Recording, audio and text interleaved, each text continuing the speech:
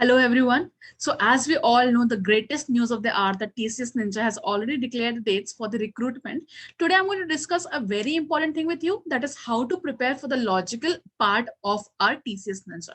Now everyone knows what the syllabus is, like what the hiring process is, all is that we have already discussed. I'm going to still rebrief it again. So there are going to be 5 rounds in your online test. There's going to be a quants portion, a English portion, a logical, programming concept, and coding ability. The first 4 rounds are going to be MCQ based, whereas the last one is going to be where you actually have to write out the code. Our concern for the day is going to be logical reasoning. Now, logical reasoning, there are going to be 30 simple questions being asked to you. And if you ask for the time duration, you will be given 50 minutes to solve all of those questions. The topics that could be asked are similar to what would be asked in TCS NQT, that is simple basic topics, coding, decoding, number series, data arrangements, blood relations, some problems based on ages, all those things are going to come. Let's look at some questions. Let's try to figure out how to easily crack those questions and get to the other side. All right, let's focus on Ninja 2022. The first question given here is arrange the words given below in a meaningful sequence. I'm going to figure out a sequence in which they could make sense to me. All right, there is income, status, education, well-being, and job. Obviously, the first thing should be my education. So 3 comes first, followed by next, if I have an education, I'll be getting a job. The next should be 5. All right, with job comes my income, 1. Okay, income makes me a status, 2. And then because of my status, I'll have a well-being, 4. So my sequence comes out to be 3, 5, 1, 2, 4. Do I have that option? Yes, I have the option. Option is C. Therefore, my answer comes out to be option C, that is 3, 5, 1, 2, 4. Next one. In the following question, one term in the given series is wrong. Find the wrong term. All right. Very easy question based on coding and decoding. That is what you'll have to look for. Now, when you look at the question from coding and decoding, and this question is from odd man out. The most important thing about odd man out is if there is a term that is given wrong to you, that is a term that does not follow the pattern. It does not mean that the whole series after that becomes wrong. It's just there is one misplaced term which I need to find out. All right, now let's look at the series. There's 2, 5, 2, 3, 5, 8, 13, 20, and 34. If I try to find out a pattern, if I just let 2 and 3 be and I just look at 5, 5 could be written as 2 plus 3. Next, 8 could be written as 3 plus 5. 13 could be written as 5 plus 8. 20, hence accordingly the pattern that I figured out was every term is written as an addition of previous 2 terms. All right, so accordingly instead of 20 there should have been 13 plus 8, that is 21. But rather what is given to me? 20 is given to me. So yes, this 20 becomes my odd man. Okay, now when you look at the term 34, 34 is actually 21 plus 13. So a wrong term does not mean that the whole series is wrong. It's just there is a misplaced term and the rest of the series always follows up with respect to the correct term only. So do I have the option 20? Yes, we have the option. This option C. My answer becomes option C. Let's go for the next one. All right. Lots of terms given here to me makes it very clear that this question is going to be from blood relations. All right. So we are going to look at the question and we will be doing each portion separately. So David's father's only daughter-in-law. Let's look at the first part. First part says David's father's only daughter-in-law. The most important term here is only, which makes it clear that David's father has only one son, that is David. Now, David's father's only daughter-in-law, that means David's wife. So this person that we're talking about, this is David's wife. All right. Now, David's wife's son, David's wife's son, that is given to me, that is David's wife's son, also means David's son. So this person becomes David's son, not David's son's wife.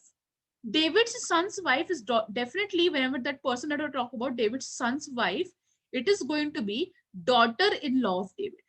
Okay, and David is going to be the father-in-law of that person. All right, so how is David related to, how is that person related to David? That person, that female is David's daughter-in-law. Do I have that option? Yes, we have B, daughter-in-law. My answer becomes option B, that is daughter. So the most important trick for solving blood relations is you look at each portion individually and then solve them, then relate them with each other.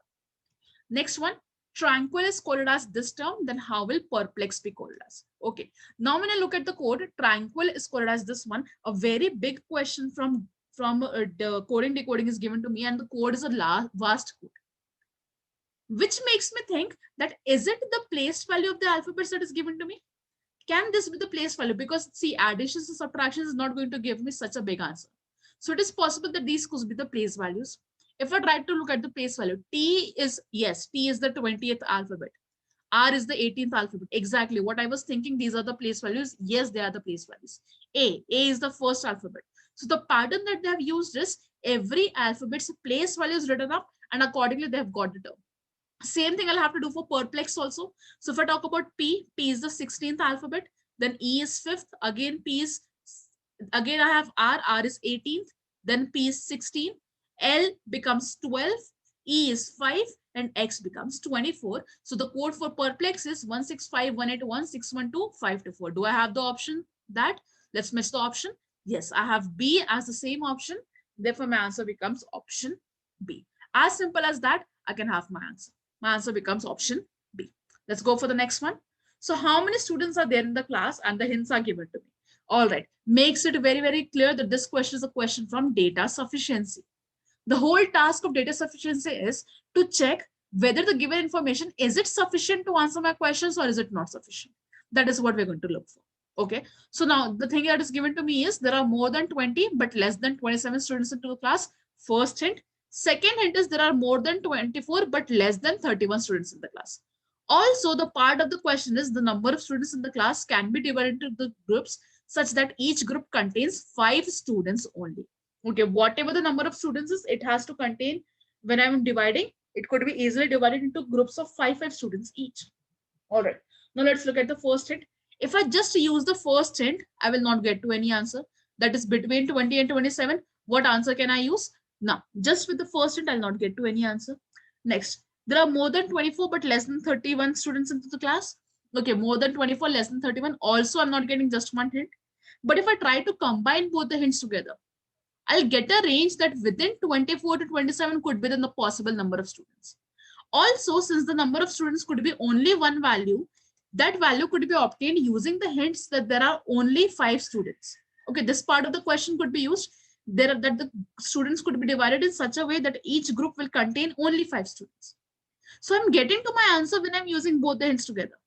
Individually, I will not get one answer. Individually, I'm going to get, maybe 2 or 3 different answers. But since I need one answer, when I combine both the hints, I'll get to my answer. Therefore, the answer for this one is both the statements 1 and 2 together are necessary to answer the question.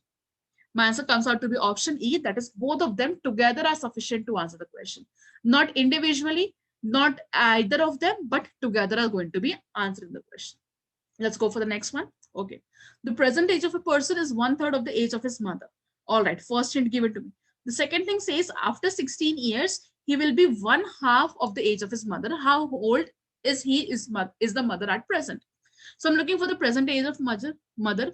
Let's say that the age of the person is X and the age of the mother is Y. All right. Now this question is clearly a question from problems on ages. The easiest way to solve problems on ages is going with respect to equations. Present age, X is 1/3 of the mother, that is 1/3Y. First equation.